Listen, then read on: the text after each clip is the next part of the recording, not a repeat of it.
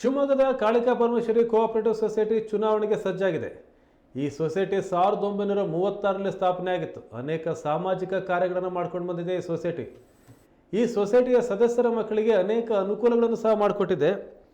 ನಿರ್ದೇಶಕರ ಚುನಾವಣೆಗೆ 15 ಜನ ಅಭ್ಯರ್ಥಿಗಳು ನಾಮನಿರ್ದೇಶನ ಮಾಡಿದ್ದಾರೆ.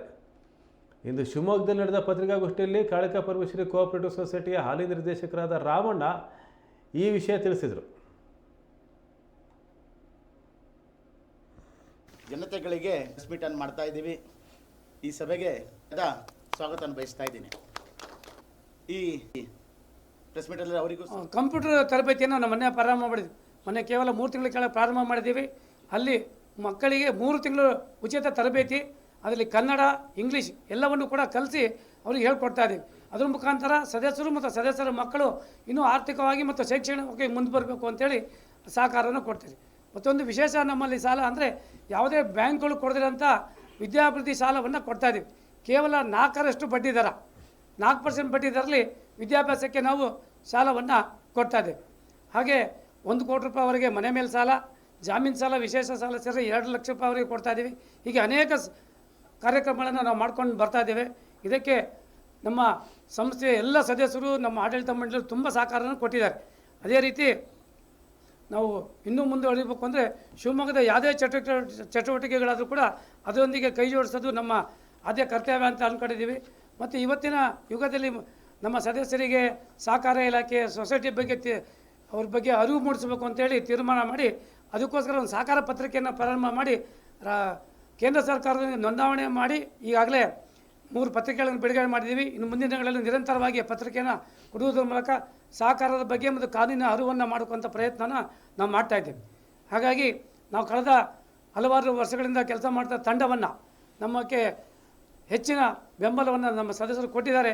ಈ ಬರುವಂಥ 5ನೇ ತಾರೀಕು ನಡೆಯುವಂಥ ಜನವರಿ 5ನೇ ತಾರೀಕು ನಡೆಯುವಂಥ ಚುನಾವಣೆಯಲ್ಲಿ ನನ್ನ ತಂಡದ 15 ಸದಸ್ಯರು ಒಟ್ಟಾಗಿ ನಾವು ನಿಂತಿದ್ದೇವೆ.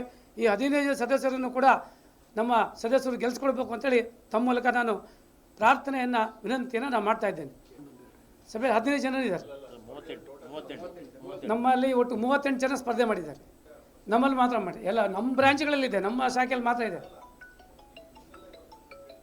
ನಾವು ಅಂದ್ಕೊಂಡು ನಮ್ಮದೇ ಫಸ್ಟ್ ಅಂತ ಮತ್ತೊಬ್ಬರು ಮಾಡಿರ್ಬೋದು, ಗೊತ್ತಿಲ್ಲ. ವೋಟರ್ಸು 4702 ಎಲಿಜಿಬಲ್ ಇರೋಂಥವ್ರು. ನಮ್ಮದು 7200 ಚಿಲ್ಲರೆ ಒಟ್ಟು ಮತದಾರರ ಷೇರುದಾರರು. 4702 ಮತದಾರರನ್ನು ನಾವು ಅವರಿಗೆ ಅವೇರ್ನೆಸ್ ಮಾಡಿ ಇಡೀ ಶಿವಮೊಗ್ಗ ಜಿಲ್ಲೆಯಲ್ಲಿ ನಮ್ಮದೇ ಒಂದು ಸೊಸೈಟಿ ಇಷ್ಟೊಂದು ಮತದಾರ ಇರೋಂಥದ್ದು. ಅವಿರೋಧವಾದ ಪ್ರಯತ್ನ ಮಾಡೋ ಕೂಡ ನಮ್ಮಲ್ಲಿ ಕಾಂಪಿಟೇಷನ್ ಜಾಸ್ತಿ ಇದೆ. ಎಲ್ಲ ಹುಡುಗರು ಪೈಪೋಟಿ, ಪ್ರತಿ ವರ್ಷವೂ ಕೂಡ ನಾವು ಬರಬೇಕು ಅನ್ನೋ ಉದ್ದೇಶ ಇರೋದ್ರಿಂದ ಅವರು ಕೂಡ ಕಂಪ್ಲೀಟ್ ಮಾಡ್ತಾಯಿದ್ದಾರೆ. ಪೆನ್ಷನ್ ಸ್ಕೀಮಲ್ಲಿ ಸುಮಾರು 450 ಜನ ಇದ್ದಾರೆ. ತವರಿನ ಹುಡುಗರ ಕಳೆದ ವರ್ಷ ಮಾಡಿದ್ರೆ ಅದು 280 ಜನ ಮಾತ್ರ ಇದ್ದಾರೆ. ಇವೆರಡಕ್ಕೆ ಒಂಚೂರು ಹೆಚ್ಚು ಪ್ರಚಾರ ಬೇಕು. ಇದ್ರ ಉಪಯೋಗ ಸದಸ್ಯರು ಮಾಡ್ಕೊಳ್ಬೇಕು. 1 ಲಕ್ಷ ಅಲ್ಲ, ಅವನು ಎಲ್ಲಿ ತನಕ ಕಟ್ಟಿರ್ತಾನೆ. ಉದಾಹರಣೆ 5 ವರ್ಷಕ್ಕೆ 50,000 ಕಟ್ಟಿರ್ತಾನೆ. ಅದಕ್ಕೆ ನಮ್ಮ ಬಡ್ಡಿ ಹಣ ಶೇಖರಿಸಿ ಅದಕ್ಕೆ 50,000 ಹಣವನ್ನು ಎಕ್ಸ್ಟ್ರಾ ಕೊಡ್ತೀವಿ, ಬಡ್ಡಿ ಸೇರಿಸಿ. ಅಥವಾ ಅವ್ನು ಟರ್ಮ್ ಮುಗ್ದಿದ್ರೆ 100 ತಿಂಗಳು ಕಂತು ಮುಗ್ದಿದ್ರೆ ಪೂರ ಹಣವನ್ನು ಕೊಡ್ತೀವಿ, 1,35,000 ಕೊಡ್ತೀವಿ. ಅದೊಂದು ವಿಶೇಷ ಕ್ಷೇಮ ನಿಧಿ ನಮ್ಮಲ್ಲಿದೆ.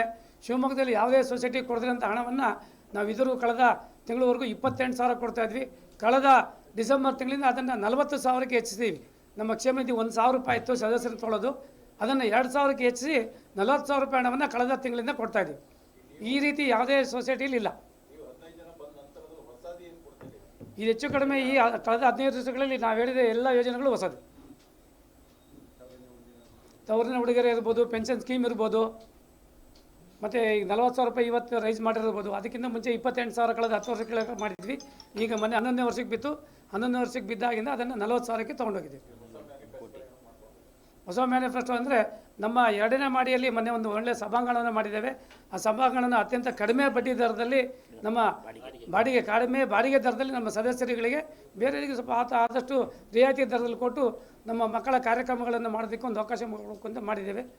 ವಿದ್ಯಾನಿಧಿ ವಿದ್ಯಾರ್ಥಿಗಳಿಗೆ ಒಂದು ಸ್ಕಾಲರ್ಶಿಪ್ಸ್ ಆರ್ಥಿಕವಾಗಿ ಹಿಂದುಳಿದಂಥ ವಿದ್ಯಾರ್ಥಿಗಳಿಗೂ ಕೂಡ ನಾವು ವಿದ್ಯಾಭ್ಯಾಸಕ್ಕೆ ಸಹಕಾರವನ್ನು ಕೊಡ್ತಾ ಇದ್ದೇವೆ.